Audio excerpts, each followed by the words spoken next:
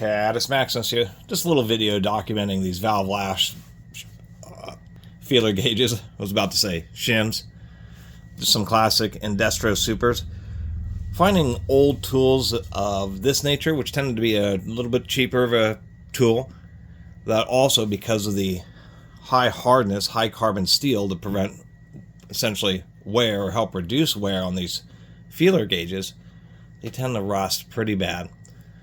They also end up getting broken. People fatigue. They end up fatiguing right here, and that's why they have this angle so that you can flip one out. And when you're adjusting valve lash, and it isn't just old V8s, all sorts of engines, you know,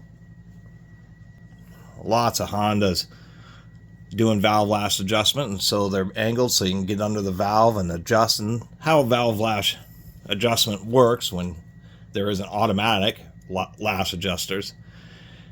You know there's valve lash problems when you hear one of those engines and it's making that ticking sound. And it's because the valve arm, there's going to be a little bit of space where it rises up and then it slaps on the end of the valve, and that makes the ticking sound. So this is just a feeler gauge, and you have a certain distance or tolerance, and so they have these little lock nut little jam pins, and you just screw it down until the gauge it's pressing on the gauge, and then you lock them in and you pull the gauge out. These, as you can see, like on this 9000s, has seen a whole lot of use. It's actually even dished a little bit there. And we can see, if I can find it here, one of the others here is also fairly well used. I think it was the 14000s. Yeah, the 14000s is also pretty well used.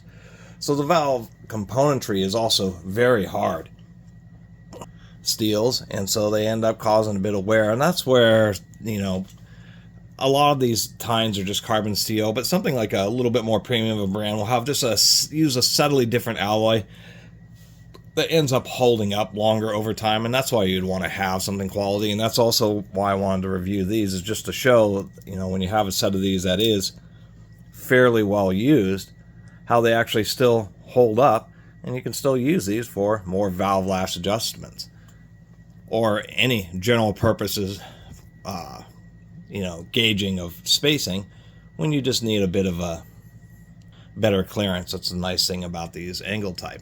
Anyway, this goes from 9000s all the way up through, I don't know what it is, 30,000, something like that, 27,000s. I do like, even on these old school ones, they do give you the metric measurement. And another thing about these is you can swing them out, and a lot of feeler gauges, it seems that they're coming, especially the cheap ones, they're all riveted and they don't have these lock wheels. The idea of the lock wheels, you can separate them easily, and then you can really wrench down on this wheel here, and it'll prevent this from slipping back and forth, and so you can actually have a nice long arm and be able to get into maybe harder to access valves, maybe ones towards the back of the engine when it's a longitudinally mounted engine.